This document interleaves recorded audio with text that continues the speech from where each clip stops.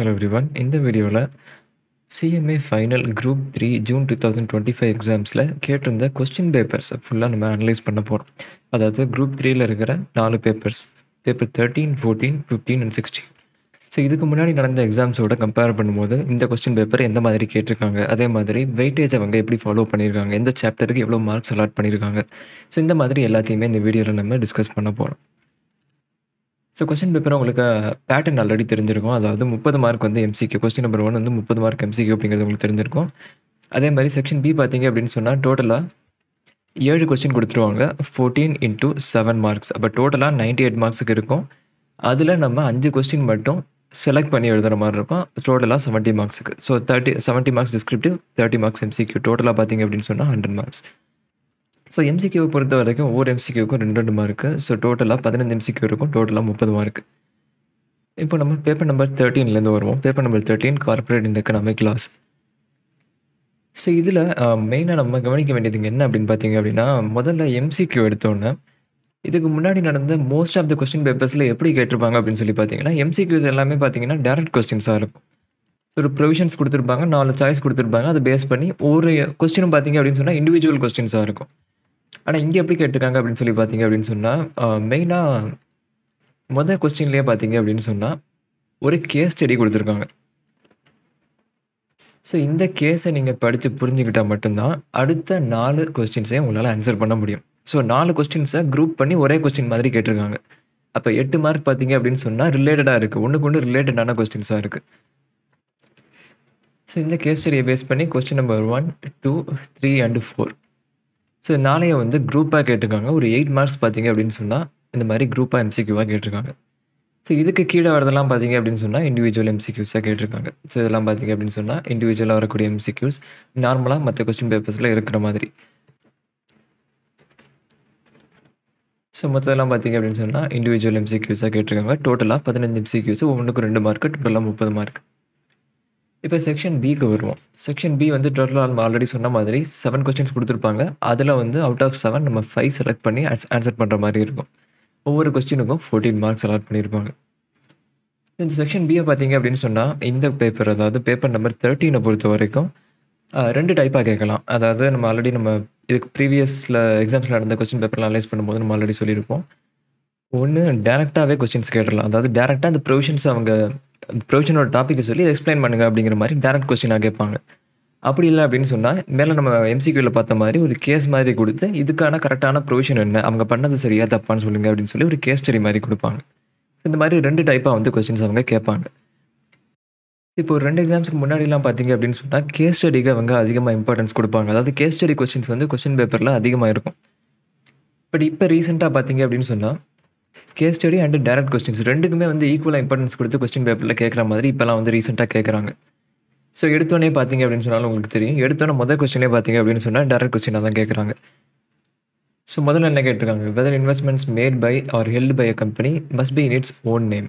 இதுக்கான எக்ஸெப்ஷன்ஸ் என்னென்ன இருக்குன்னு சொல்லி செக்ஷன் 187 படி ஆன்சர் பண்ணுங்கன்னு கேட்குறாங்க. ஸோ செக்ஷனில் இருக்கக்கூடிய ப்ரொவிஷன்ஸை நீங்கள் டேரெக்டாக ஆன்சர் பண்ணணும். இது ஒரு டேரக்ட் கொஸ்டின். ஸோ இதுக்கு வந்து ஒரு 7 மார்க்ஸ் கொடுத்துருக்காங்க. ஸோ அதே மாதிரி அடுத்ததும் பார்த்தீங்கன்னாலும் direct question, management of affairs of a corporate debtor by interim resolution professional. கடன் வாங்கியிருக்கிற ஒரு கம்பெனியை மேனேஜ் பண்ணுறதுக்கான பவர்ஸ் அந்த இன்டரிம் ரெசல்யூஷன் ப்ரொஃபஷனலுக்கு என்னென்ன இருக்குன்னு சொல்லி இன்சால்வன்சி அண்ட் பேங்க்ரப்சி கோடில் சொல்லியிருக்கிற ப்ரொவிஷன்ஸை சொல்லுங்கன்னு கேட்குறாங்க. இதுவும் டேரக்ட் கொஸ்டின். இதுக்கு ஒரு 7 மார்க்ஸ். ஸோ 7 + 7 டோட்டலாக ஒரு கொஸ்டினுக்கு 14 மார்க்ஸ். ஸோ அது ரெண்டுமே பார்த்தீங்க அப்படின்னு சொன்னால் டேரக்ட் கொஸ்டின். கம்பெனிஸ் ஆக்ட்லேருந்தும் ஐபிசிலேருந்தும் கேட்டிருக்காங்க. ஸோ அடுத்தது கொஸ்டின் நம்பர் 3A பார்த்தீங்க அப்படின்னு சொன்னால் இது ஒரு சின்ன கேஸ் ஸ்டடி கொஸ்டின் மாதிரி கேட்டிருக்காங்க. போர்ட் மீட்டிங்க்கான குவோரம் எவ்வளவு தேவைப்படும்னு சொல்லி கம்பெனிஸ் ஆக்ட் படி சொல்லுங்கள் அப்படின்னு சொல்லி 2 கேசஸ் கொடுத்துருக்காங்க. இந்த 2 கேசஸையும் நீங்கள் ரீட் பண்ணிவிட்டு இதுக்கான ஆன்சர் என்ன வரும் அப்படிங்கிறத ஆன்சர் பண்ணுற மாதிரி இருக்கும். ஸோ இது வந்து ஒரு கேஸ் ஸ்டடின்னு நம்ம எடுத்துக்கலாம். இதுக்கு ஒரு 7 மார்க்ஸ் கொடுத்துருக்காங்க. இது வந்து கம்பெனிஸ் ஆக்ட்லேருந்து கேட்டிருக்காங்க. ஸோ நெக்ஸ்ட்டு கார்ப்பரேட் கவர்னன்ஸ்லேருந்து ஒரு direct question. Corporate governance in terms of family business. So இது டேரக்ட் கொஸ்டின். இதுக்கு ஒரு 7 மார்க்ஸ். டோட்டலாக இந்த கொஸ்டினுக்கு 14 மார்க்ஸ். ஸோ அடுத்தது இது ஒரு கேஸ் ஸ்டடி மாதிரி சொல்லலாம். பேலன்ஸ் ஷீட் ஆஃப் எக்ஸ்வைசட் லிமிடெட் கொடுத்துருக்காங்க. என்ன டேட் அன்றைக்கி அப்படின்னு சொல்லிட்டு அவங்களோட பேலன்ஸ் ஷீட் பர்டிகுலர்ஸ் கொடுத்துருக்காங்க. Capital, P&L account, share premium, இந்த மாதிரி டீட்டெயில்ஸ்லாம் கொடுத்துட்டு இந்த கம்பெனியால் இன்னொரு கம்பெனிக்கு லோன் கொடுக்க முடியுமா அப்படின்னு சொல்லி கேட்டிருக்காங்க. ஸோ இது ஒரு கேஸ் ஸ்டடி கொஸ்டின். இதுக்கு 7 மார்க்ஸ். ஸோ இந்த கொஸ்டினை வந்து 2ஆ பிரிச்சிருக்காங்க. ஸோ இது வரைக்கும் ஒரு கொஸ்டின், அதுக்கப்புறம் இன்னொரு கொஸ்டின்ஸ் தான் கேட்டிருக்காங்க. Will your answer be different if the loan amount is 45 lakhs. So அந்த இன்னொரு கம்பெனி வந்து இந்த கம்பெனி கிட்ட கடன் கேட்குறாங்களா, அது 40 lakhs-ஆ இருந்தால் என்ன வரும், 45 lakhs-ஆ இருந்தால் என்ன வரும் அப்படின்னு சொல்லிட்டு 2ஆ பிரித்து வந்து கேட்டிருக்காங்க. இது ஒரு case study question.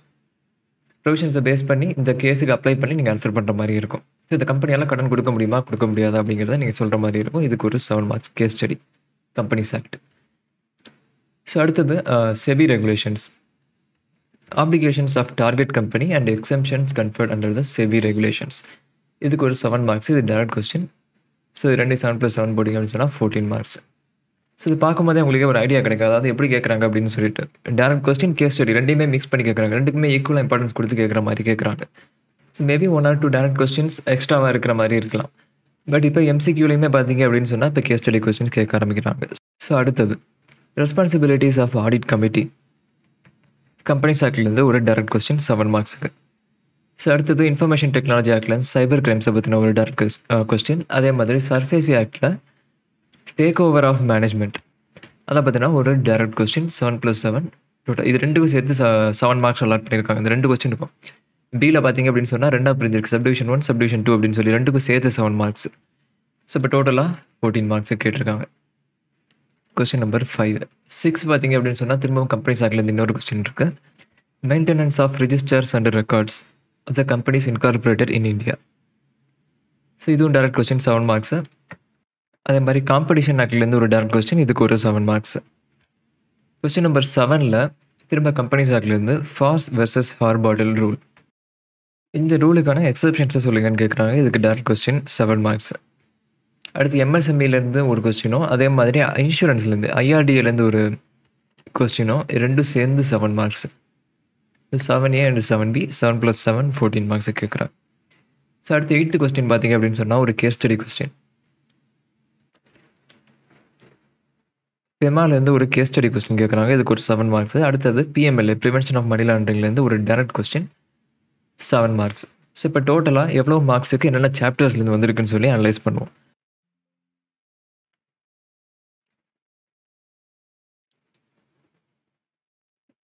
So companies ஆக்ட்லேருந்து பார்த்தீங்க அப்படின்னு சொன்னால் கம்பெனிஸ் ஆக்ட் அண்டு இது கார்ப்பரேட் கவர்னன்ஸ், இது ரெண்டையும் நம்ம குரூப் பண்ணிக்கலாம். டோட்டலாக எல்லாம் வந்து கம்பெனியில் இல்லாது அப்படிங்கிறதுனால. ஸோ டோட்டலாக பார்த்தீங்க அப்படின்னு சொன்னால் 56 மார்க்ஸ் கிட்டத்தட்ட வருது. இது வந்து டேரக்ட் கொஸ்டின். அதே மாதிரி இது ஒரு டேரக்ட் கொஸ்டின், இது ஒரு கேஸ் ஸ்டடி கொஸ்டின் 7 மார்க்ஸுக்கு. ஸோ இது டேரக்ட் கொஸ்டின், இது ஒரு கேஸ் ஸ்டடி கொஸ்டின்.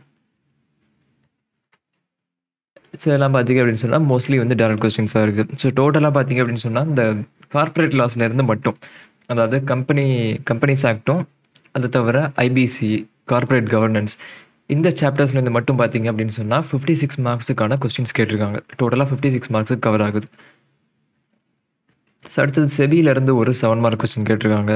அடுத்தது சைபர் கிரைமும் சர்ஃபேஸையும் கம்பைன் பண்ணி டோட்டலாக 7 மார்க்ஸ், 3 + 4 அல்லது 4 + 3 இருக்கும். ஸோ அந்த மாதிரி அதுக்கான மார்க்ஸ் அலாட் பண்ணியிருப்பாங்க அந்த கொஸ்டினை பொறுத்து. ஸோ ரெண்டும் கம்பைண்டாக பார்த்தீங்க அப்படின்னு சொன்னால் 7 மார்க்ஸ் கேட்டிருக்காங்க. எப்போயும் வந்து இந்த மாதிரி கேட்க மாட்டாங்க.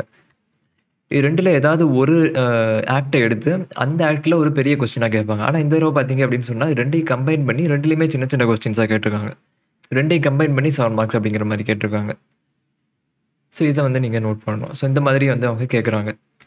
ஏன்னா இதுக்கு முன்னாடிலாம் பார்த்தீங்க அப்படின்னு சொன்னால் ஒரு ஆக்ட்லேருந்து அவங்க எடுக்கிறாங்க அப்படின்னு சொன்னால் டோட்டலாக பெரிய கொஸ்டின்ஸாக எடுத்துருவாங்க. செவிலேருந்து பார்த்தீங்க அப்படின்னு சொன்னால் இது வந்து எப்போ எடுத்திருக்காங்கன்னு பாருங்கள். இது வந்து June 24.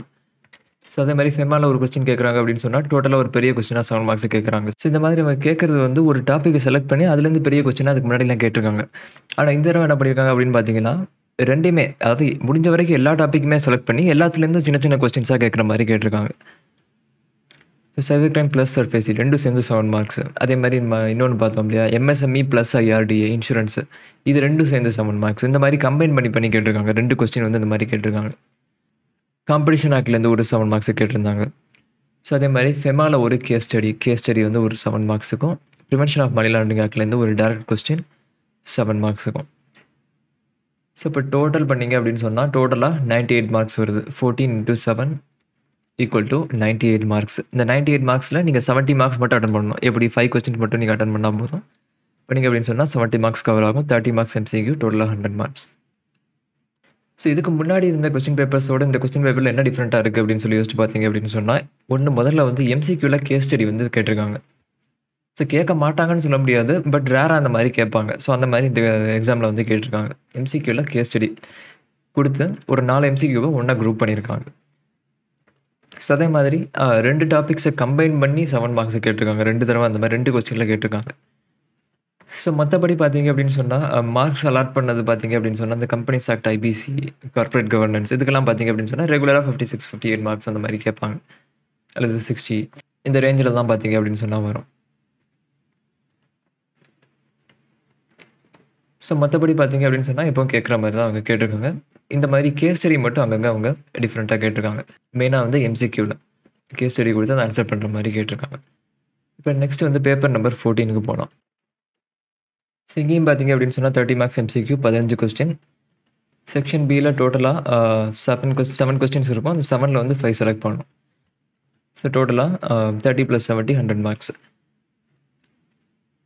ஸோ எம்சிக்யூ பார்த்தீங்க அப்படின்னு சொன்னால் எப்போயும் கேட்குற மாதிரி தான் இருக்குது. சம்ஸு அதே மாதிரி சின்ன சின்ன தியரி கொஸ்டின்ஸ் இந்த மாதிரி எல்லாமே கம்பைண்டாக தான் கேட்டிருக்காங்க. ஸோ எம்சிக்யூவில் பெருசாக ஒன்றும் டிஃப்ரென்சஸ் இல்லை.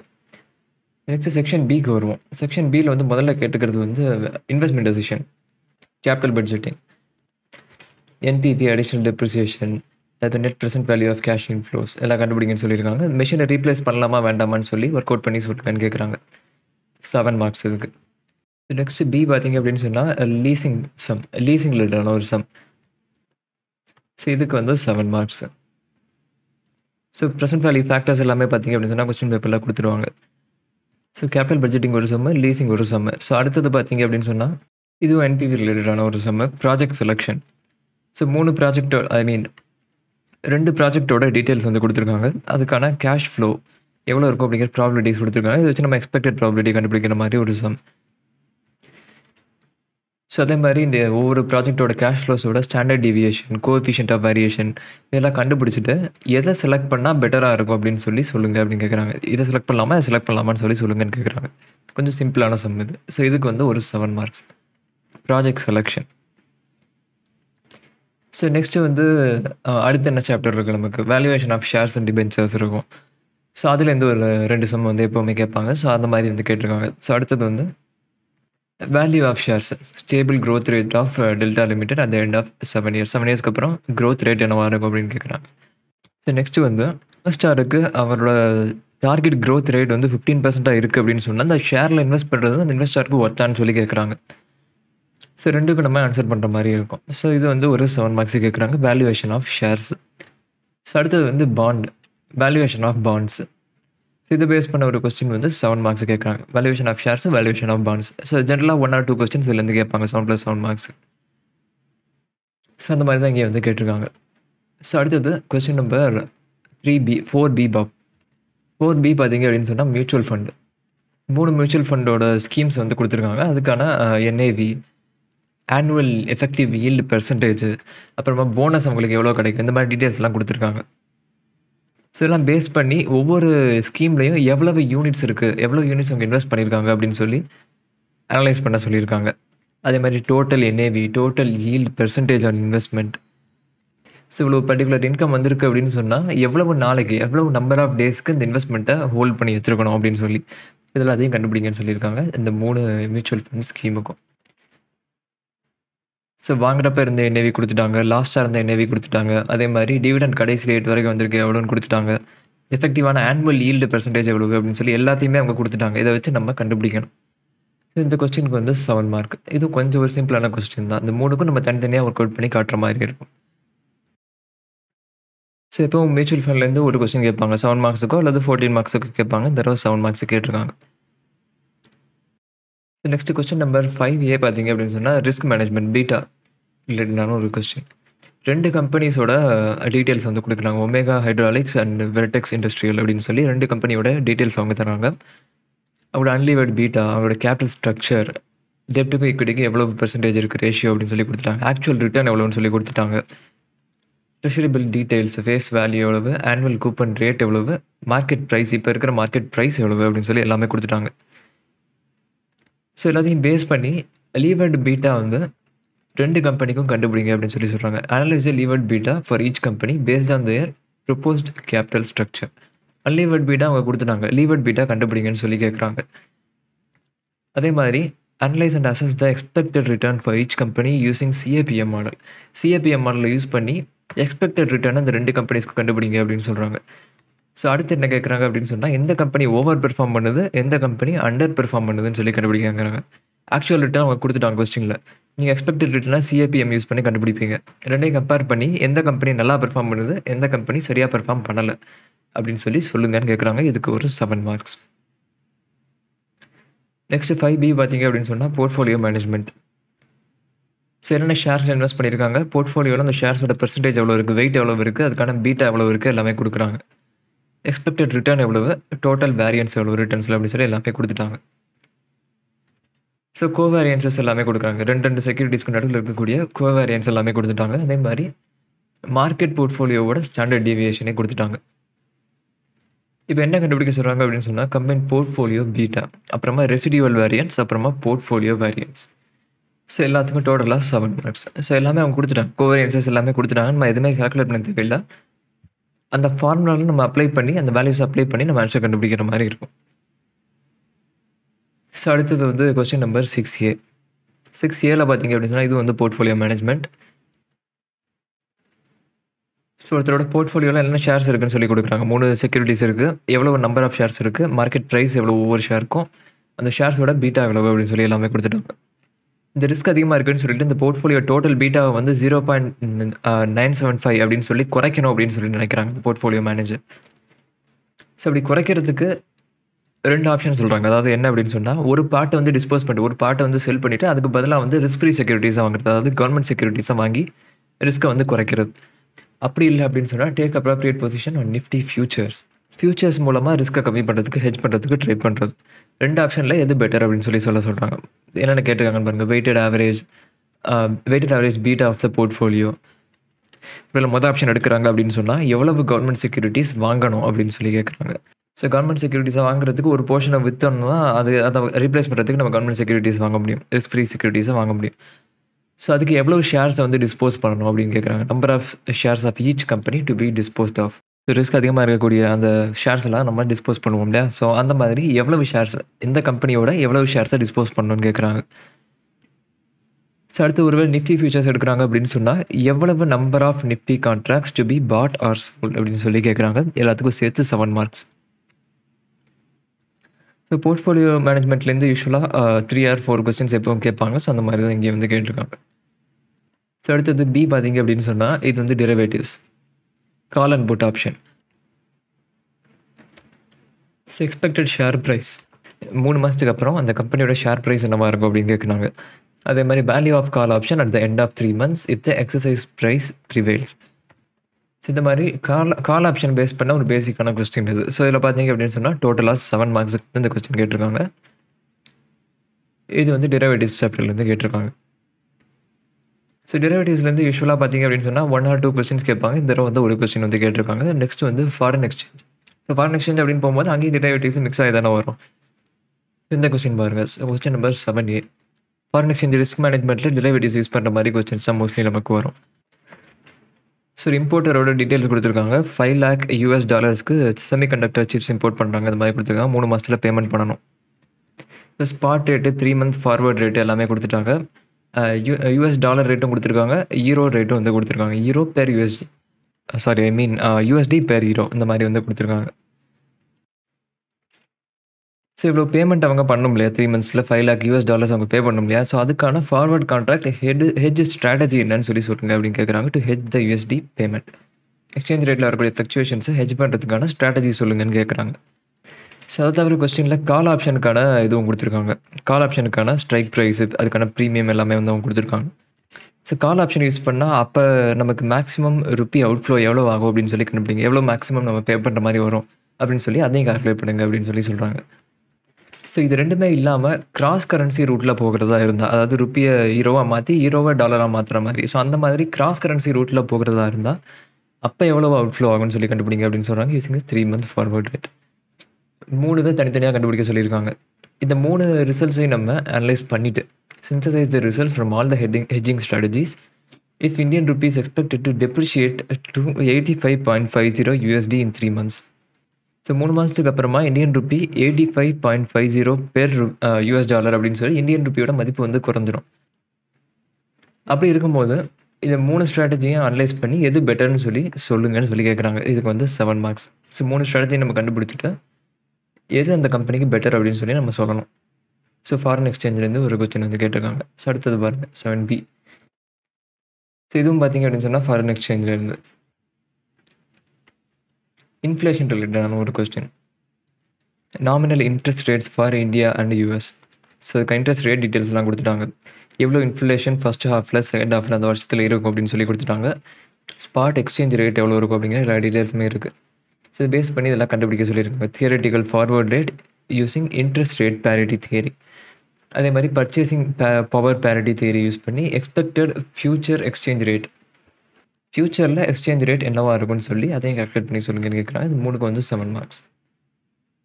ஸோ அடுத்தது கடைசி கொஸ்டின் நம்பர் 8 பார்த்தீங்க அப்படின்னு சொன்னால் எப்போவுமே என்னவாக இருக்கும், தியரியாக இருக்கும். ஸோ தியரியில் பார்த்தீங்க அப்படின்னு சொன்னால் ஸ்டேபிள் காயின் அடிக்கடி வந்து ரிப்பீட்டடாக கேட்குறாங்க. ஸோ ஸ்டேபிள் காயின் டாப்பிக்கை வந்து நீங்கள் மிஸ் பண்ணிட்டே பண்ணாதீங்க. ஏன்னா ஆல்ரெடி இது வரைக்கும் 3 டைம்ஸ் கேட்டாங்க அப்படின்னு சொல்லி நினைக்கிறேன். ஸோ ரொம்ப இம்பார்ட்டண்ட்டான டாபிக் இது வந்து எப்போவுமே ரீட் பண்ணிட்டு போங்க எக்ஸாம் போகும்போது. ஸோ அடுத்தது டைப்ஸ் ஆஃப் ஃபாரின் பாண்ட்ஸு. அடுத்தது வந்து செக்யூரிட்டைசேஷன்லேருந்து ஒரு கொஸ்டின். ஸோ 5+5+4 டோட்டலாக 14 மார்க்ஸ். 8th கொஸ்டின் ஃபுல்லாக வந்து தியரி கொஸ்டின். ஸோ ஜென்ரலாக நம்ம பார்க்கும்போதே மார்க்ஸை அனலைஸ் பண்ணிட்டு வந்துட்டோம். மோஸ்ட்லி வந்து எப்பயும் கேட்குற மாதிரி தான் கேட்டிருக்காங்க. SFM பொறுத்த வரைக்கும் பெரிய சேஞ்சஸ் ஒன்றும் இல்லை. இன்வெஸ்ட்மெண்ட் டெசிஷன், லீஸு, NPV இந்த மாதிரி கேபிட்டல் பட்ஜெட்டிங்க்கு ரிலேட்டடாக வரக்கூடிய இந்த சாப்டர்ஸ் எல்லாம் வந்து மொத்தமாக 21 மார்க்ஸ் கேட்டிருக்காங்க. அடுத்து ஷேர் வேல்யூவேஷன், பாண்ட் வேல்யூவேஷன் இது ரெண்டும் எப்பவும் போல் 14 மார்க்ஸ் கேட்டிருக்காங்க. அடுத்து மியூச்சுவல் ஃபண்டு ஒரு 7 மார்க்ஸும், கேபிட்டல் ரீஸ்ட்ரக்சரிங் பார்த்தீங்க அப்படின்னு சொன்னால் ஒரு 7 மார்க்ஸும். ஆக்சுவலாக கேபிட்டல் ரீஸ்ட்ரக்சரிங் இல்லை, அனலிசிஸ், அதாவது எக்ஸ்பெக்டட் ரிட்டர்னோட கம்பேர் பண்ண சொல்லியிருந்தாங்க இல்லையா. ஸோ அதுலேருந்து ஒரு 7 மார்க்ஸ். 2 கம்பெனி வந்து எக்ஸ்பெக்டட் ரிட்டர்னோட எது ஓவர் பெர்ஃபார்ம் பண்ணுது, அண்டர் பெர்ஃபார்ம் பண்ணுது அப்படின்னு சொல்லி அதுக்கு ஒரு 7 மார்க்ஸ். அடுத்தது போர்ட்ஃபோலியோ மேனேஜ்மெண்ட்லேருந்து 7+7 டோட்டலாக 14 மார்க்ஸுக்கு. டெரிவேட்டிவ்ஸ்லேருந்து 7 மார்க்ஸுக்கு தான் கேட்டிருந்தாங்க. So call option share price அதுக்கு ஒரு 7 மார்க்ஸு. ஃபாரின் எக்ஸ்சேஞ்சிலேருந்து 2 கேட்டிருந்தாங்க. 7+7 14 மார்க்ஸு. ஸோ அடுத்தது தியரி டோட்டலாக 14 மார்க்ஸுக்கு நம்ம பார்த்தோம். ஸ்டேபிள் காயின் வந்து அடிக்கடி ரிப்பீட்டடாக கேட்குறாங்க. ஸோ இதை வந்து நோட் பண்ணிக்கோங்க. ஸோ டோட்டலாக 98 மார்க்ஸு. இதில் 70 மார்க்ஸ் அட்டன் பண்ணுவோம். 30 மார்க்ஸ் MCQ, டோட்டலாக 100. ஸோ அடுத்தது பேப்பர் நம்பர் 15 பார்க்கலாம். பேப்பர் நம்பர் 15 பார்த்தீங்க அப்படின்னு சொன்னால் இதே மாதிரி பேட்டர்ன் தான். அதாவது 30 மார்க்ஸ் MCQவும் 70 மார்க்ஸ்க்கு வந்து செக்ஷன் பியும் இருக்கும். ஸோ MCQ பார்த்தீங்க அப்படின்னு சொன்னால் ஜென்ரலாக கேட்குற மாதிரி தான் அவங்க கேட்டிருக்காங்க. ஸோ ரொம்ப டிஃப்ரெண்ட்டாலாம் கேட்கல, ஜென்ரலாக கேட்குற மாதிரி தான் கேட்டிருக்காங்க. ஒரு 15 MCQ 1க்கு 2 மார்க்கு, டோட்டலாக 30 மார்க்ஸ். செக்ஷன் பிக்கு வரும். ஸோ 7 கொஸ்டின்ஸ் 1க்கு 14 மார்க்ஸ், அதில் 5 செலக்ட் பண்ணி நம்ம எழுதுகிற மாதிரி இருக்கும். ஸோ மொதல் கொஸ்டின் பார்த்தீங்க அப்படின்னு சொன்னால் PGVP அட்ஜஸ்ட்மெண்ட் இருக்கிற மாதிரி ஒரு கொஸ்டினாக கேட்டிருக்காங்க. ஒரு கம்பெனியோட P&L அக்கௌண்ட்டில் டெபிட் என்ன பண்ணியிருக்காங்க, கிரெடிட் என்ன பண்ணியிருக்காங்க அப்படின்னு சொல்லி கொடுத்துருக்காங்க. எதாவது வரும்னு சொல்லி நம்ம அந்த என்ட்ரிஸை அட்ஜஸ்ட் பண்ணணும். ஸோ அதை தவிர இன்கம் டேக்ஸ் ரீஃபண்டு, டெப்ரிசியேஷன் எவ்வளோ ஆக்சுவலாக இன்கம் டேக்ஸ் ஆக்டில் அலோவ் பண்ணியிருக்காங்க. பட் அவங்க காட்டினது வேறு ஒரு அமௌண்ட்டு. அது கம்பெனிஸ் ஆக்ட் படி அவங்க காட்டியிருக்காங்க. இன்கம் டேக்ஸ் ஆக்டில் அலோவ் பண்ணது எவ்வளவு. அது தவிர brought forward loss, unabsorbed depreciation, advance tax paid, இந்த மாதிரி மற்ற டீட்டெயில்ஸ்லாம் அவங்க கொடுத்துருக்காங்க. இதெல்லாம் பேஸ் பண்ணி PGVP இன்கம், அதாவது ப்ராஃபிட்ஸை வந்து நம்ம அட்ஜஸ்ட் பண்ணணும். எல்லாத்தையும் அட்ஜஸ்ட் பண்ணிவிட்டு அந்த கம்பெனியோட டோட்டல் இன்கம் கண்டுபிடிங்க அப்படின்னு சொல்லியிருக்காங்க. எல்லாத்தையும் அட்ஜஸ்ட் பண்ணும்போது giving reasons for treatment of each item stated above and tax payable by the company for the assessment year 25 to 26. So இந்த அட்ஜஸ்ட்மெண்ட்ஸ் நீங்கள் ஒவ்வொன்றும் பண்ணும்போது எதுக்காக ப்ளஸ் ஆர் மைனஸ் பண்ணியிருக்கீங்க அப்படின்னு சொல்லிட்டு மென்ஷன் பண்ணுங்கள் அப்படின்னு சொல்லியிருக்காங்க. இது மெயினாக நோட் பண்ணிக்கோங்க. இந்த மாதிரி கொஸ்டினில் அவங்க சொல்லியிருக்கும் போது அந்த ரீசனையும் நீங்கள் சொன்னால் தான் அதுக்கேற்ற மாதிரி ஃபுல் மார்க்ஸ் அவங்க வந்து கொடுப்பாங்க. So giving reasons for each of the items treatment அப்படின்னு சொல்லி ஸ்பெசிஃபிக்காக கேட்டிருக்காங்க. இதை ப்ளஸ் பண்ணியிருக்கீங்களா, அப்போ எதுக்காகன்னு சொல்லுங்கள். எக்ஸ்பென்சஸ் அவங்க காட்டியிருக்காங்க, பட் இது டிஸ்அலோடு, அதனால் அது திரும்ப ப்ளஸ் பண்ணியிருக்கோம் அப்படின்னு சொல்லிட்டு அதுக்கான ரீசன்ஸ் வந்து நீங்கள் சொல்லணும். ஸோ இந்த கம்பெனி ஒரு எக்ஸ்பென்ஸ் காட்டியிருக்காங்க, அது டிஸ்அலோடா, அப்போ அது ப்ளஸ் பண்ணியிருக்கீங்க அப்படின்னு சொன்னால் இந்த ப்ரொவிஷன் படி, இன்கம் டேக்ஸ் ஆக்ட் படி இது டிஸ்அலோடு, அதனால் அதை ப்ளஸ் பண்ணியிருக்கோம் அப்படின்னு சொல்லிட்டு நீங்கள் மென்ஷன் பண்ணணும். ஸோ அதே மாதிரி இன்னொன்று கொடுத்துட்டாங்க. The company has not opted for section 115BA, BAA அல்லது BAB. ஸ்பெஷல் ப்ரொவிஷன்ஸ் இருக்குல்ல, ஸ்பெஷல் ரேட்ஸ், அதெல்லாம் அந்த கம்பெனி வந்து எடுக்கலன்னு சொல்லிட்டாங்க. நார்மலாக வரக்கூடிய ஃப்ளாட் ரேட் அப்படின்னு சொல்லிட்டாங்க. 25% + 4% HEC. இதை பேஸ் பண்ணி இந்த கம்பெனியோட டாக்ஸ் பேயபிள் எவ்வளோன்னு சொல்லி கண்டுபிடிங்க அப்படின்னு சொல்லிட்டாங்க. PGBP adjustment. ஸோ இது வந்து ஒரு பெரிய கொஸ்டின், 14 மார்க்ஸுக்கு கேட்டிருக்காங்க முதல் கொஸ்டின். ஸோ அடுத்தது வந்து டாக்ஸ் பிளானிங் மேனேஜ்மெண்ட் அந்த மாதிரி வரக்கூடிய சாப்டர்ஸ்லேருந்து ஒரு இண்டிவிஜுவலை பற்றி, பப்ளு அப்படின்னு சொல்லி ஒரு இண்டிவிஜுவல் ரெசிடெண்ட்டை பற்றி அவங்களோட டீட்டெயில்ஸ் வந்து கொடுக்குறாங்க. அவங்களோட ப்ராஃபிட் அண்ட் லாஸ், இன்கம், அதை தவிர மற்ற நெட் ப்ராஃபிட், வேறு என்னென்ன எக்ஸ்பென்சஸ்லாம் அவங்க டெபிட் பண்ணியிருக்காங்க, ப்ராஃபிட் அண்ட் லாஸில் காட்டியிருக்காங்க. இந்த மாதிரி இன்ஃபர்மேஷன்லாம் கொடுக்குறாங்க. Both default as well as normal regime, அதாவது 115 பிஎஸ்சி படியும் அதை தவிர நார்மல் டேக்ஸ் ரேட்ஸ் படியும் ரெண்டையுமே நீங்கள் கம்பேரிட்டிவாக கண்டுபிடிங்க அப்படின்னு சொல்லி சொல்கிறாங்க. Total income and total tax payable கண்டுபிடிச்சி எந்த ஆப்ஷன் எடுக்கிறது அந்த அசஸிக்கு பெட்டர் அப்படின்னு சொல்லி நீங்கள் சஜஸ்ட் பண்ணுங்கள் அப்படின்னு சொல்லியிருக்காங்க. ஓல்டு ரெஜிம் எடுக்கிறது பெட்டரா, நியூ ரெஜிம் எடுக்கிறது பெட்டரான்னு சொல்லி ரெண்டையுமே கண்டுபிடிச்சி நீங்கள் சொல்லுங்கள் அப்படின்னு சொல்லி சொல்கிறாங்க. ஏன்னா சில 80 டிடக்ஷன்ஸ்லாம் பார்த்தீங்க அப்படின்னு சொன்னால் புது ரெஜிமில் வராது, நியூ ரெஜிமில் வராது, ஓல்டு ரெஜிமில் இருக்கும். ஸோ அந்த மாதிரி ஓல்டு அண்ட் நியூ ரெஜிம் ரெண்டு படியுமே நீங்கள் total income and tax payable ரெண்டையுமே கண்டுபிடிச்சிட்டு எது பெட்டர் அப்படின்னு சொல்லி நீங்கள் சொல்கிற மாதிரி இருக்கும். இதுக்கு ஒரு 7 மார்க்ஸ். ஸோ இதே மாதிரியே வந்து இண்டிவிஜுவல் கேட்ட மாதிரியே இங்கே வந்து என்ன கேட்டிருக்காங்க அப்படின்னு சொன்னால் ஒரு கம்பெனிக்கு, ஸோ இந்த கம்பெனியோட இன்கம் அண்ட் எக்ஸ்பென்சஸ் எல்லா டீட்டெயில்ஸையும் அவங்க கொடுத்துருக்காங்க. அதை தவிர டெப்ரிசியேஷன் அலோடு, அடிஷனல் டெப்ரிசியேஷன் எவ்வளவு, ஸோ இந்த மாதிரி டீட்டெயில்ஸ்லாம் டிவிடெண்ட் அவங்க டிக்ளேர் பண்ணியிருக்கிறது எல்லாமே கொடுத்துருக்காங்க. இந்த கம்பெனியோட ஆனுவல் டர்ன் ஓவர் எவ்வளோ அப்படின்னு சொல்லி கொடுத்துருக்காங்க. இப்போ வந்து நம்ம என்ன நான் கண்டுபிடிக்கணும் அப்படின்னு சொன்னால், இந்த கம்பெனி 115 பிஏபி அந்த ஸ்பெஷல் ப்ரொவிஷன் ரேட் இருக்கு இல்லையா, அதை எடுக்கிறது இந்த கம்பெனிக்கு பெட்டரா, அப்படி இல்லை அப்படின்னு சொன்னால் அது எடுக்காமல் நார்மலான அந்த ஃப்ளாட் ரேட்டில் அவங்க பே பண்ணுறது பெட்டரா அப்படின்னு சொல்லி கண்டுபிடிக்கணும் அப்படின்னு சொல்லியிருக்காங்க. ஸோ ஸ்பெஷல் ரேட்ஸ் எடுக்கணும் அப்படின்னு சொன்னால் அதுக்கு சில டிடக்ஷன்ஸ்லாம் அலோவ் பண்ண மாட்டாங்க. அதாவது ஒரு சில எக்ஸ்பென்சஸ்லாம் நீங்கள் கிளைம் பண்ணக்கூடாது அப்படிங்கிற மாதிரி இருக்கும். ஸோ நார்மல் ரேட்டில் பே பண்ணுறது பெட்டரா, இல்லைனா அந்த 115 பிஏபியில், அதாவது இந்த மேனுஃபேக்சரிங் கம்பெனிஸ்க்கு ஸ்பெஷல் ரேட் இருக்குல்ல, இதில் பே பண்ணுறது பெட்டரா அப்படின்னு சொல்லி ரெண்டே கண்டுபிடிச்சு சொல்லுங்கன்னு கேட்டிருக்காங்க. இதுக்கு 7 மார்க்ஸ். ஸோ ரெண்டுமே வந்து டேக்ஸ் பிளானிங் ரிலேட்டா, இது பெட்டரா அது பெட்டரா அப்படின்னு சொல்லிட்டு ரெண்டையும் நீங்கள் கண்டுபிடிச்சி ரெண்டையும் கம்பேர் பண்ணி எது பெட்டர்னு சொல்லணும். இண்டிவிஜுவலுக்கு ஒரு கொஸ்டினும் கம்பெனிக்கு ஒரு கொஸ்டினும் கேட்டிருக்காங்க. ஸோ அடுத்தது வந்து 4th கொஸ்டின் வந்து பார்ப்போம். ஸோ இது வந்து பிஸ்னஸ் ரீஸ்ட்ரக்சரிங், அதாவது பார்ட்னர்ஷிப் ஃபேமை வந்து கம்பெனி வந்து டேக் ஓவர் பண்ணுறாங்க. ஸோ அது ரிலேட்டடான கொஸ்டின் பார்த்தீங்க அப்படின்னு சொன்னால் ஒரு 7 மார்க்ஸுக்கு வந்து கேட்குறாங்க. இந்த கொஸ்டினில் 3 சப்டிவிஷனாக கேட்டிருக்காங்க. 3 கேஸில் வந்து ஒவ்வொரு தனித்தனி சுச்சுவேஷனாக கொடுத்து இதுக்கான ஆன்சர் என்ன அப்படிங்கிற மாதிரி கேட்டிருக்காங்க. டோட்டலாக வந்து 7 மார்க்ஸ் பிஸ்னஸ் ரீஸ்ட்ரக்சரிங்கில். ஸோ அடுத்தது வந்து டேக்ஸ் கேல்குலேஷன் மாதிரி கேட்டிருக்காங்க. Indian citizen, resident of Germany, non resident. So non resident taxation, இவர் வந்து ஒரு இண்டிவிஜுவல். ஸோ இவரோட டீட்டெயில்ஸ்லாம் கொடுத்துருக்காங்க. இதை பேஸ் பண்ணி எவ்வளவு டேக்ஸ் பேயபிள் அப்படின்னு சொல்லி கண்டுபிடிங்க அப்படின்னு சொல்லியிருக்காங்க. இதுக்கு ஒரு 7 மார்க்ஸ். நான் ரெசிடென்ட்லேருந்து ஒரு 7 மார்க்ஸ். ஸோ அடுத்தது appeals, rectification, revision, advance ruling, இந்த சாப்டர்ஸ்லேருந்து ஒரு 7 மார்க்ஸுக்கான கொஸ்டின் கேட்டிருக்காங்க. ஸோ முதல்ல என்ன கேட்டிருக்காங்க அப்படின்னு சொன்னால் அப்பீல்ஸ்லேருந்து ஒரு கொஸ்டின். ஸோ அடுத்தது பார்த்திங்க அப்படின்னு சொன்னால் போர்ட் ஆஃப் அட்வான்ஸ் ரூலிங்லேருந்து ஒரு கொஸ்டின் கேட்டிருக்காங்க. ஸோ அடுத்ததும் பார்த்திங்க அப்படின்னு சொன்னால் அப்பீல்ஸ் ரிலேட்டட்னா ஒரு கொஸ்டின் கேட்டிருக்காங்க. So appeals, advance ruling, so இந்த மாதிரி சாப்டர்ஸ்லேருந்து 3 கொஸ்டின் வந்து கேட்டிருக்காங்க. டோட்டலாக 7 மார்க்ஸ். ஸோ அடுத்தது வந்து interest calculation 234A, B and C. Interest calculation, advance டேக்ஸை ஒவ்வொரு குவார்ட்டர்லேயும் அவங்க எவ்வளோ பே பண்ணியிருக்காங்க அப்படிங்கிற டீட்டெயில்ஸ் வந்து கொடுத்துருக்காங்க. எவ்வளோ கம்மியாக பே பண்ணியிருக்காங்க அப்படின்னு சொன்னால் அதுக்கான ஷார்ட் ஃபால் எவ்வளோன்னு சொல்லி கண்டுபிடிக்க சொல்லியிருக்காங்க. ஒவ்வொரு இன்ஸ்டால்மெண்ட்டை அவங்க பே பண்ணதில்லை. அதை தவிர அவங்க கம்மியாக பே பண்ணதுக்கான இன்ட்ரெஸ்ட் எவ்வளோ அவங்க கட்டணும், interest liability under section 234B and C கண்டுபிடிங்க அப்படின்னு சொல்லியிருக்காங்க. அந்த கம்பெனி ரிட்டர்ன் ஃபைல் பண்ணல, டேட்டையும் கொடுத்துட்டாங்க. ஸோ இதுக்கு வந்து 7 மார்க். இன்ட்ரெஸ்ட் கண்டுபிடிக்கிற இந்த கொஸ்டினுக்கு வந்து 7 மார்க். ஸோ அடுத்தது வந்து இன்டர்நேஷ்னல் டாக்ஸேஷன். ஸோ முதல்ல அவங்க கேட்டிருக்கிறது வந்து அட்வான்ஸ் ப்ரைஸிங் அக்ரிமெண்ட், அதில் ரிலேட்டடான கொஸ்டின்ஸ் வந்து கேட்டிருக்காங்க. இதுக்கு வந்து 7 மார்க். ஸோ அடுத்தது வந்து double taxation avoidance agreement, DTA. So இதில் வந்து பார்த்திங்க அப்படின்னு சொன்னால் ஒரு 7 மார்க்கான கொஸ்டின் கேட்டிருக்காங்க. ஸோ அடுத்தது transfer pricing, arms length price கண்டுபிடிக்கிறதுக்கான மெத்தட்.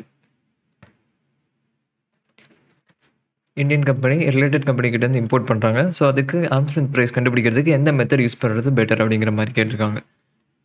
அண்ட் எதனால் அப்படின்னு சொல்லணும். இந்த மெத்தட்ஸ் இருக்கும்ல, CUP method, cost plus method, resale price method, இந்த மாதிரி எந்த மெத்தட் வந்து இந்த கேஸ்க்கு சூட் ஆகும் அப்படின்னு சொல்லிட்டு நம்ம மென்ஷன் பண்ண சொல்லி கேட்டிருக்காங்க. ஸோ அதே மாதிரி ஆர்ம்ஸ் லென்த் ப்ரைஸ் அந்த மெத்தட் யூஸ் பண்ணி கண்டுபிடிங்க அப்படின்னு சொல்லியிருக்காங்க. 7 மார்க்ஸ் இது.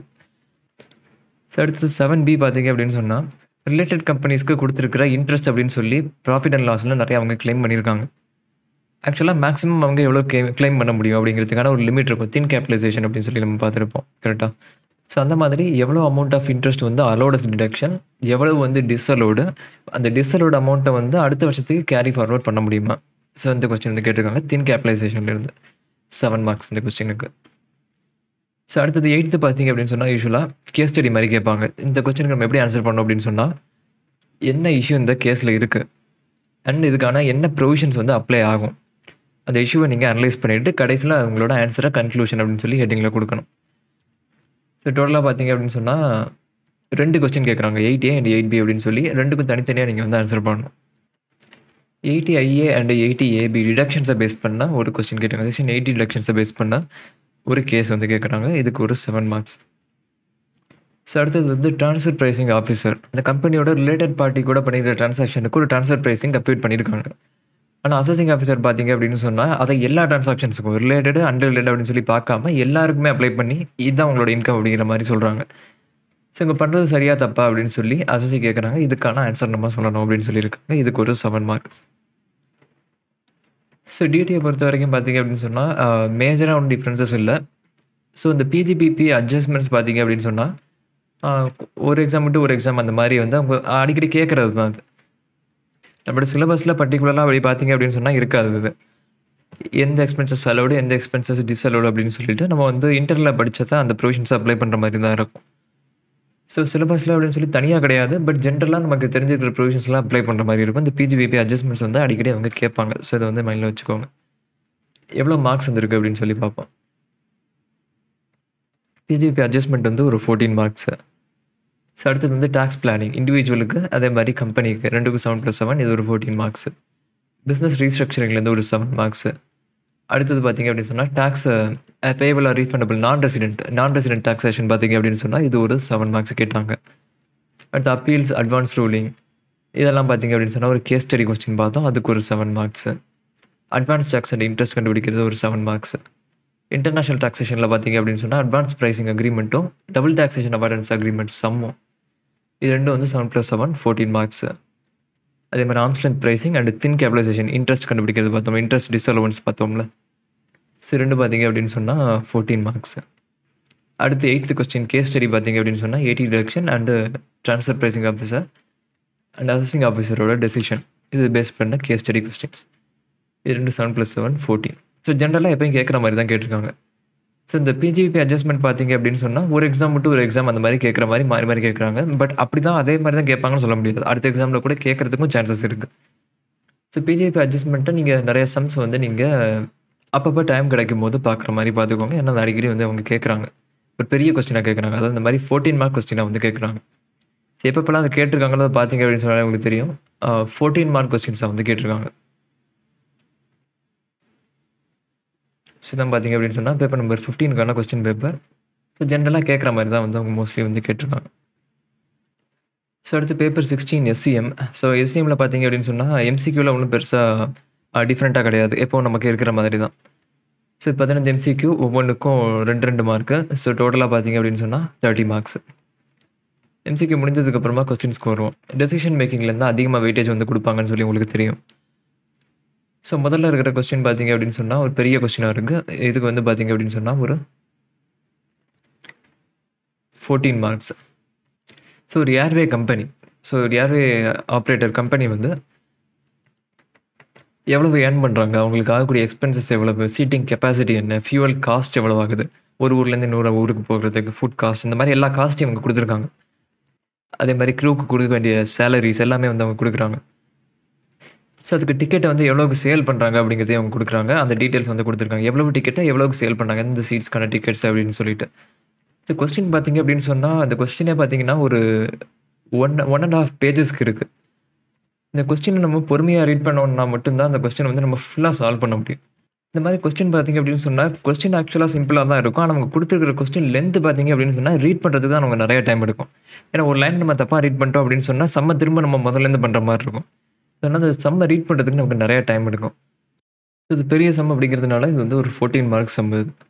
ரொம்ப கேர்ஃபுல்லாக நம்ம ஃபுல்லாக ரீட் பண்ணிட்டு பண்ணுற மாதிரி இருக்கும். ஸோ அதனால் பெரிய சம்பளம் கட்டுறதுனால 14 மார்க் கொடுத்துருக்காங்க.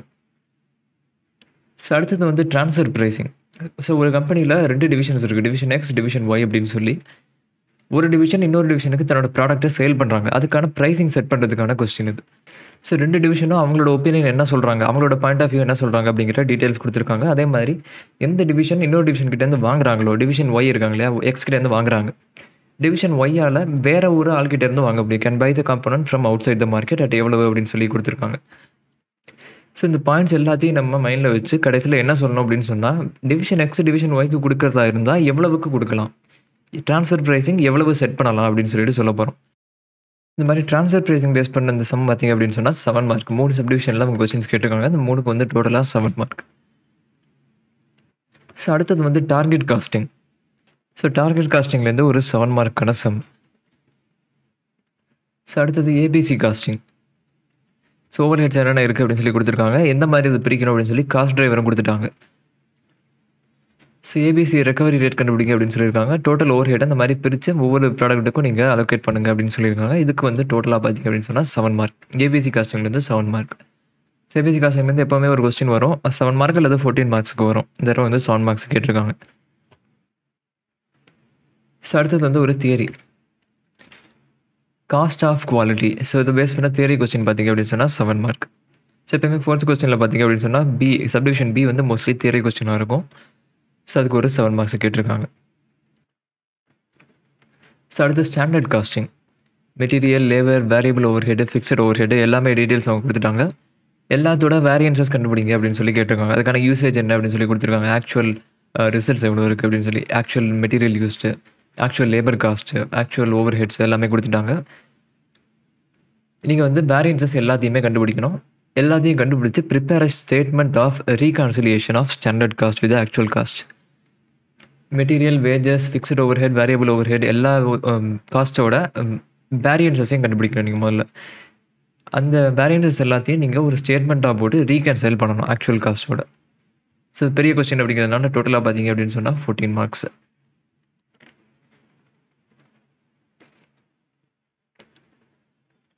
ஸோ நெக்ஸ்ட்டு பார்த்திங்க அப்படின்னு சொன்னால் கொஸ்டின் நம்பர் 6க்கு வருவோம். 6ல் வந்து ஏ வந்து டிரான்ஸ்போர்ட்டேஷன் பேஸ் பண்ண சம். வோகல்ஸ் அப்ராக்சிமேஷன் மெத்தட் விஐஎம் மெத்தடை யூஸ் பண்ணி டிரான்ஸ்போர்ட்டேஷன் கண்டுபிடிக்கணும் நம்ம. ஸோ இதுக்கு வந்து ஒரு 7 மார்க்ஸ். அதே மாதிரி அடுத்தது பார்த்திங்க அப்படின்னு சொன்னால் ரேண்டம் நம்பர்ஸ், அதாவது சிமுலேஷன் பேஸ் பண்ண ஒரு சம் வந்து 7 மார்க்ஸு. ஸோ அடுத்தது பார்த்திங்க அப்படின்னு சொன்னால் பெட் சிபிஎம் டயக்ராம் போடுறது. ஸோ இது பார்த்திங்க அப்படின்னு சொன்னால் பெரிய சம். டோட்டலாக 14 மார்க்ஸுக்கு வந்து கேட்டிருக்காங்க. இது ஆக்சுவலாக அந்த கொஸ்டின் பேப்பரில் நீங்கள் நோட் பண்ணியிருந்தீங்க அப்படின்னு சொன்னால் தெரியும். பெரிய பெரிய கொஸ்டினாக வந்து நிறைய கேட்டிருக்காங்க. அதான் முதல்ல என்ன கேட்டிருந்தாங்க, அந்த டெசிஷன் மேக்கிங்கில் ஒரு பெரிய சம் கேட்டாங்க.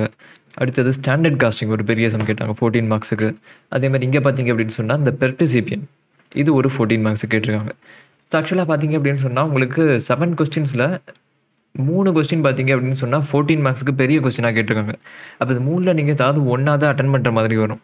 இது 3யுமே உங்களால் சாய்ஸில் ஸ்கிப் பண்ணியிருக்க முடியாது. ஏன்னா நம்ம 5 அட்டன் பண்ணோம்ல, 3யுமே ஸ்கிப் பண்ணிட்டோம்னா 4 தானே வரும். ஸோ 3 பெரிய கொஸ்டின் வந்து கேட்டிருக்காங்க. ஸோ இதை வந்து நீங்கள் நோட் பண்ணிக்கோங்க கேர்ஃபுல்லாக. ஸோ இந்த மாதிரி பெரிய கொஸ்டின்ஸ் நம்ம சால்வ் பண்ணும்போது எக்ஸாமில் டைமும் வந்து அதிகமாக எடுக்கும்.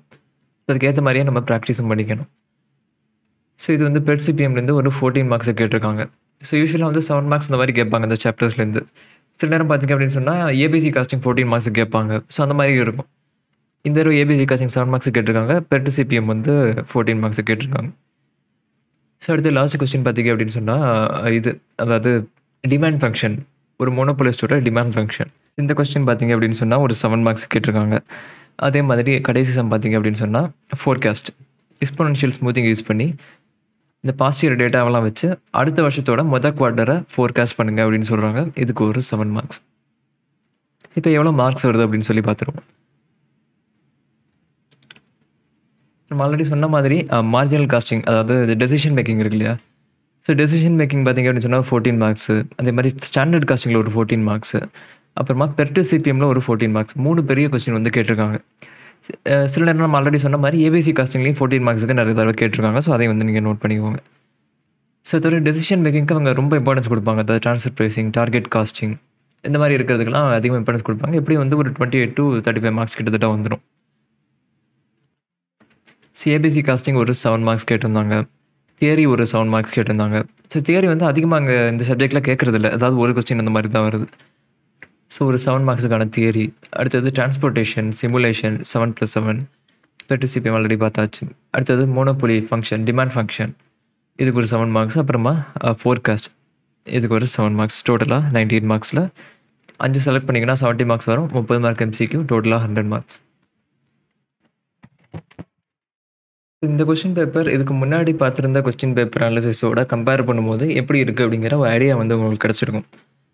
அதாவது மொத்த கொஸ்டின் பேப்பர்ஸ் எல்லாம் பார்த்தீங்க அப்படின்னு சொன்னால் பேப்பர் 14, 15 and 16 இதெல்லாம் பார்த்தீங்க அப்படின்னு சொன்னால் பெருசாக ஒன்றும் சேஞ்சஸ் இல்லை. கொஞ்சம் வந்து வெயிட்டேஜில் சின்ன சின்ன டிஃப்ரென்சஸ் இருக்குது. அது உங்களுக்கு பார்த்தாலே தெரிஞ்சிருக்கும். இதுக்கு முன்னாடி கேட்டது எப்படி கேட்டிருக்காங்க, இப்படி கேட்டிருக்காங்க அப்படின்னு சொல்லி. மெயினாக சேஞ்சஸ் நம்ம எதில் பார்த்தோம் அப்படின்னு சொன்னால், இந்த எம்சிக்யூவில் பேப்பர் நம்பர் 13 கேஸ் ஸ்டடியாக கொடுத்து எம்சிக்யூஸை குரூப் பண்ணி கேட்குறது. இப்படி கேட்கவே மாட்டாங்கன்னு சொல்ல முடியாது, பட் இப்படி கேட்குறது ரொம்ப ரொம்ப ரேர். அதை தான் வந்து சொல்ல வரும். இப்போ 4 எம்சிக்யூஸை ஒரே கொஸ்டினை வந்து குரூப் பண்ணி கேட்டிருந்தாங்க கேஸ் ஸ்டடி மாதிரி. அதே மாதிரி டேரக்ட் கொஸ்டின்ஸுக்கு அதிகமாக இம்பார்ட்டன்ஸ் வந்து கொடுத்துருந்தாங்க இந்த கொஸ்டின் பேப்பரில். அதாவது கேஸ் ஸ்டடியை கம்பேர் பண்ணும்போது 1-2 கொஸ்டின் வந்து டேரக்ட் கொஸ்டின்ஸ் வந்து அதிகமாக கேட்டிருந்தாங்க. ஸோ இந்த மாதிரி இருந்தது இந்த பேப்பர் நம்பர் 13 கொஸ்டின் பேப்பர். மற்றபடி பார்த்தீங்க அப்படின்னு சொன்னால் ப்ரீவியஸ் இயர்ஸில் எந்த மாதிரி கேட்டிருக்காங்களோ அந்த மாதிரி தான் மோஸ்ட்லி வந்து கேட்டிருக்காங்க 4 பேப்பர்ஸ்லேயுமே. ஸோ இந்த வீடியோ பார்த்ததில் உங்களுக்கு ஒரு ஐடியா கிடச்சிருக்கும் அப்படின்னு சொல்லி நினைக்கிறேன். அதாவது கொஸ்டின் பேப்பர்ஸில் எந்த மாதிரி கேட்குறாங்க அப்படின்னு சொல்லிட்டு. நீங்கள் இந்த டிசம்பர் 2025 எக்ஸாமில் அப்பியர் ஆக போகிறீங்க அப்படின்னு சொன்னால் எந்த மாதிரி கொஸ்டின் பேப்பர் வெயிட்டேஜ் இருக்கும், எந்த மாதிரி எந்த சாப்டர்ஸ்லேருந்து எவ்வளோ மார்க்குக்கு நீங்கள் கொஸ்டின்ஸ் எதிர்பார்க்கலாம் அப்படிங்கிற ஐடியா கிடச்சிருக்கும் மார்க் வைஸ் அனலைஸ் பண்ணதுனால. ஸோ இது உங்களுக்கு ப்ரிப்பேர் பண்ணுறதுக்கு ஹெல்ப்ஃபுல்லாக இருந்திருக்கும்னு நினைக்கிறேன். ஸோ ஒருவேளை உங்களுக்கு ஹெல்ப்ஃபுல்லாக இருந்தது அப்படின்னு சொன்னால் ஃபைனல் படிக்கிற ஃப்ரெண்ட்ஸுக்கு அதை ஷேர் பண்ணுங்கள். வேறு ஏதாவது டாபிக்ஸில் உங்களுக்கு பர்டிகுலராக வீடியோஸ் வேணும் அப்படின்னு சொன்னாலும் அதையும் நீங்கள் கமெண்ட்ஸில் மென்ஷன் பண்ணுங்கள். அதை நம்ம ஃபியூச்சரில் கவர் பண்ணுவோம். சேனலுக்கு இப்போ தான் ஃபர்ஸ்ட் டைம் வரீங்க அப்படின்னு சொன்னாலும் மறக்காமல் சப்ஸ்கிரைப் பண்ணிக்கோங்க. டெலிகிராம் அண்ட் இன்ஸ்டா லிங்க்ஸ் வந்து டிஸ்கிரிப்ஷனில் இருக்குது. ஜாயின் பண்ணலைன்னா ஜாயின் பண்ணிக்கோங்க. நம்ம வேறு ஒரு டாப்பிக்கில் மீட் பண்ணுவோம்.